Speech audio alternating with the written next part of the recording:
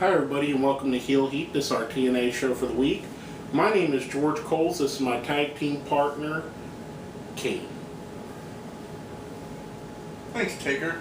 Gary Rhodes, everybody. See, you're one Brian, so I call it Taker. No, I'm an X-Pac. Okay, X-Pac. There you go. So I could get X-Pac. X-Pac eating this bitch. Anyway, let's Probably the only X-Pac he gets now is when he pees. Ooh. And let's go right into the show. First, we have Team 3D is in the ring cutting a promo, which leads to excellent promo of that too. Yeah. Which leads to a match with them versus Joseph Park and Sting. Sting gets the win over Devon with the slop drop. With the slop. Yeah, you know what? That's what we'll start calling it. The slop drop. That's its original. That's the original move. Yeah. Well, so I think there's some people. Henry Godwin used it. I mean, it's the same move as Henry Godwin did. Yeah, it's just. But I think that it was just a reverse DDT until he named it the slop drop. We're going to call it the slop drop from now on. I like that. Yeah. I do too. I missed that. That's why I said it. There you go. I'll give you credit. Golf clap. Golf clap. They win, which sets up the theme for all the way through the show. Basically, the show was used as a hype for the pay-per-view, which, nothing wrong with that. That's what you need to do the week of the pay-per-view. Then we have Dixie Carter come out to make an announcement that they're making an announcement at the pay-per-view of who the next Hall of Famer is going to be. And I'm going to go on record right now. It's bullshit if it's not Jeff Jarrett. You know, I was never a Jeff Jarrett fan, but you are 100% correct. Jeff Jarrett is the cornerstone of that company. He was he's the founder of that company. Yeah. Like you just said, nobody needs more.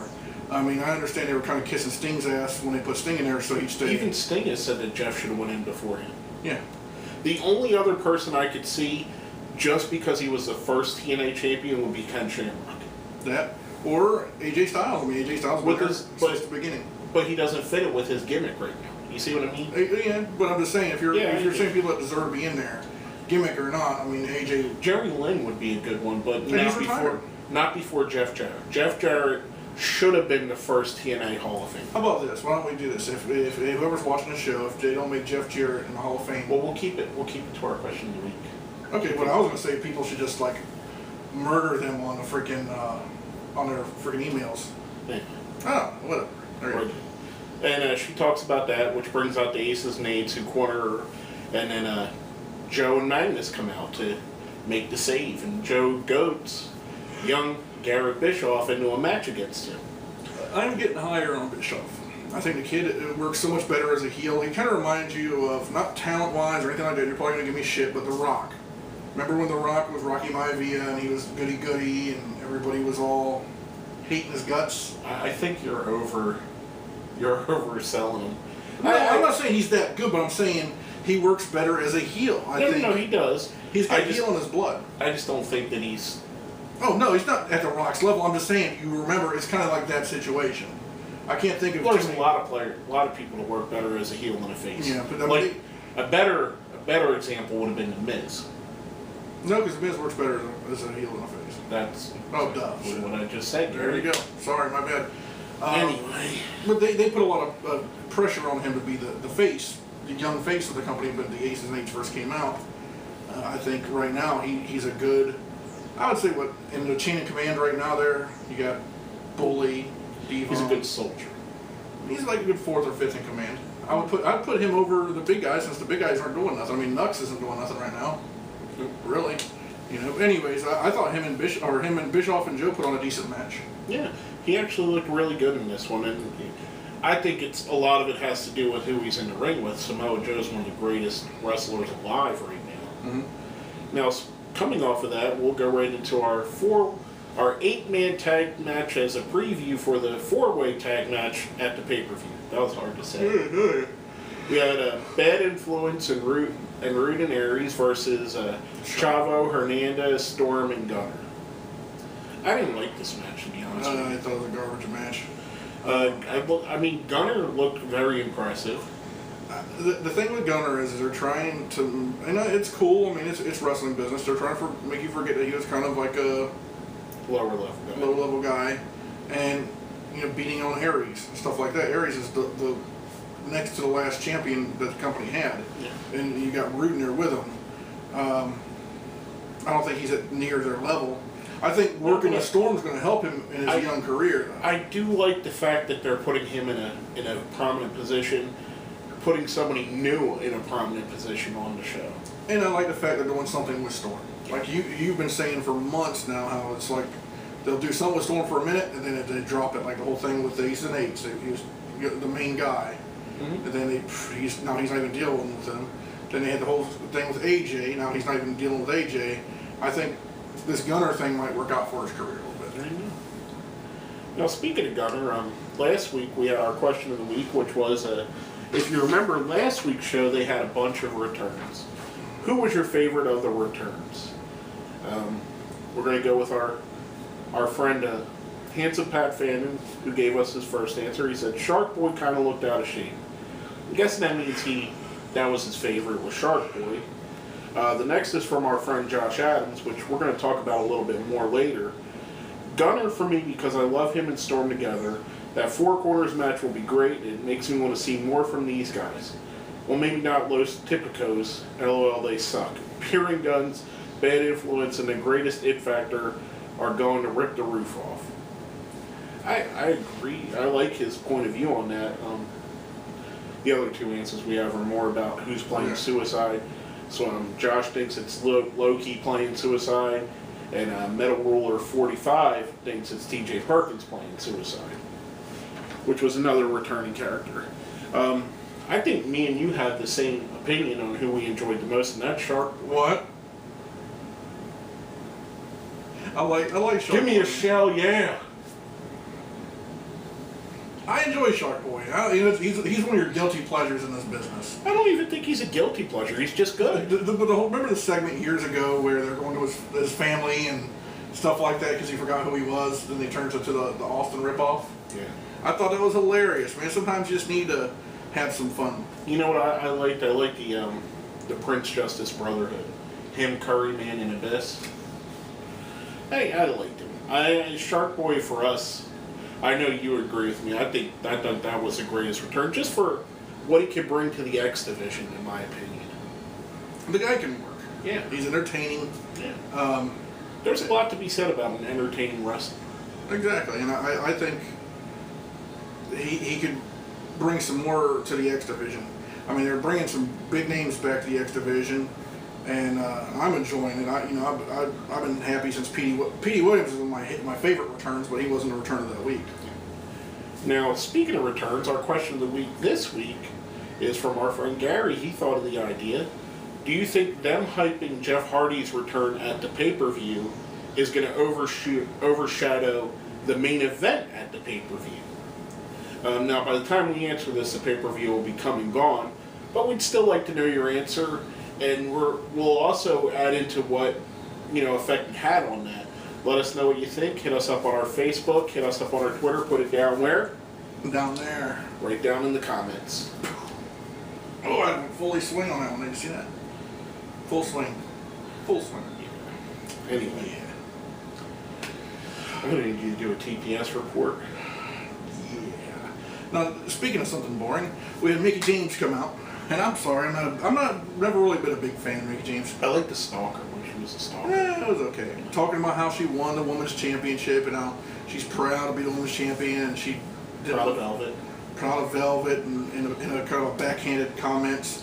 Yeah, it had a heel overtone to the whole thing.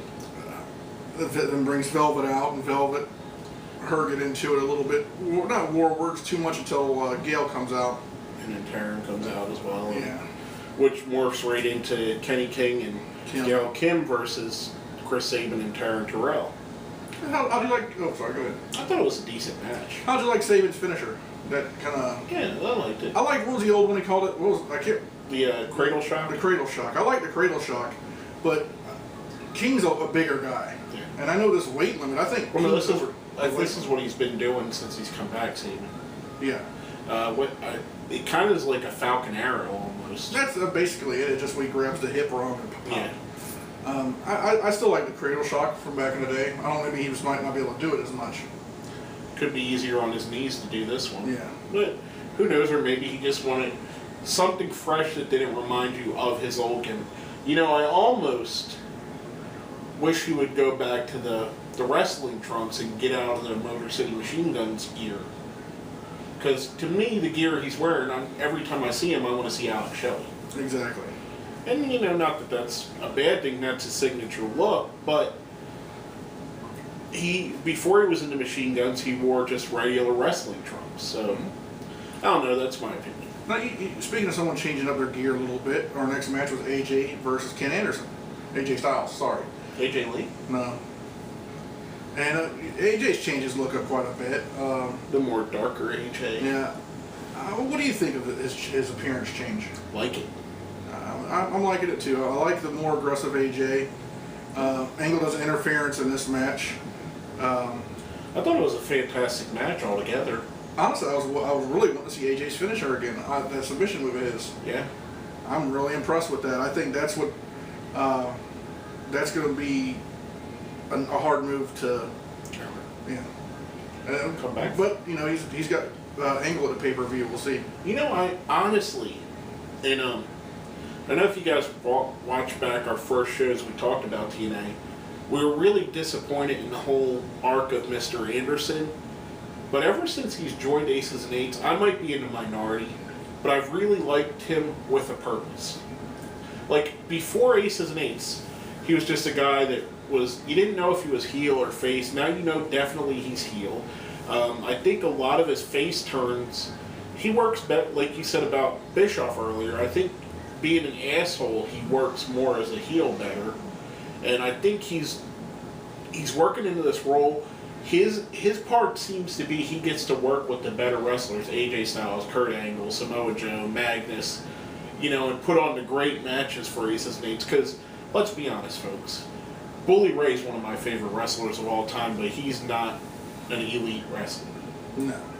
Even though he is 10 times better now, I think, than when he was younger. He's a good wrestler. He's every bit as good as Dusty Rhodes ever was. Exactly. But he's not someone that you would consider a mat technician. I think right now Anderson to them is their CM Punk from before the pipe bomb. Remember where he was John Cena's TV opponent, kind of pissed him off? I think right now he's the TV opponent to all the main event guys that brings them up to Bully Ray.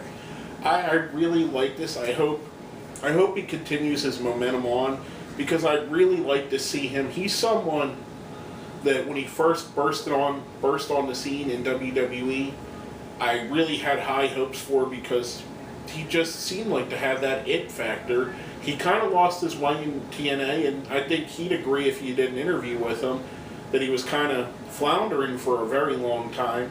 And I think he's finally refocused, rededicated, and I think he looks as good as he has since his feud with Kurt Angle 3 years ago. I have to totally agree with you on that. Anderson, a lot of backroom politics really got him out of WWE. Well, the Orton injury, stuff like that. Which I think now, if Vince brought him back in, which is not too late for this guy's career, he'd be an upper echelon main event guy. I wouldn't say he would be like your Cena guy, but he'd be like your Ziggler.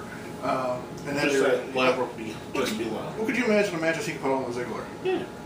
I mean, I really enjoy the man. I enjoy his promo style. I enjoy his attitude. I think his attitude fits perfectly in Aces and Eights. Well, I like the change he's done. He don't dye his hair blonde anymore. He don't really do the microphone anymore. No. He's still the asshole, but he don't say he's the asshole every 5 minutes like he did before, which is good. I like the asshole character, but he didn't have to remind me he's an asshole every 5 minutes. If you're an asshole, I shouldn't be reminded that you're an asshole. Who's an asshole? Our Hulk Hogan Thunder Lips Count of the Week. What you gonna do, Bert? We only had one Thunder Lips. Thank God. And I don't think it hurt the show at all. Nope.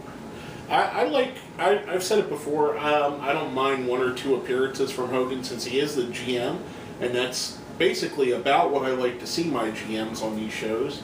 Anything more than that's really overkill in my opinion. Well, if you remember back in the day with WWE, with Bischoff when he was a GM, he'd come out at the beginning of the show, set up the pace of the night, and then disappear. And the only time he'd show up during the show is if he's screwing somebody over with it, he's involved with us in a storyline. Or when he brought out 3-minute warning. Exactly. Like, this match is getting very boring. If you were Bischoff right now, where would you have brought 3-minute warning out? On the 8-man tag. And I hate to say it because there's 6 guys in there that I like a lot. Well, that's what we were saying when we were watching this. It's like there's such a good talent in here. It's just too many, too much. I think Aries is still kind of pissed about the whole situation with him and Chrissy Hemme. Christy Hemme because he didn't even walk in the ring while she was in there. And he just... Maybe he's been told not to. You never know. But he didn't really step on the apron much at all. You know, I'm hoping that's not going to affect the pay-per-view tonight. Or, when the pay-per-view. Now, before we go off the air on this show, there is something we'd like to mention. Something that we find we enjoy very much and we're very happy about.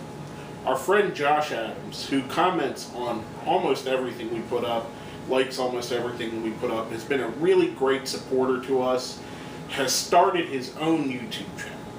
He started his own show. He put up his first video. We're going to put a link down where? Down there. Well, not that far down, but in our comments. We'll put a link for it so you guys can find it. Or I'm sure he's going to comment on this show, so just click on his name and you can find it. Whatever is easiest for you. I watched his first show. It's a great first show. He hammered it right out the box. He's going to cover everything from sports to politics to wrestling and give his opinion. Kind of a hodgepodge show of everything that he cares about.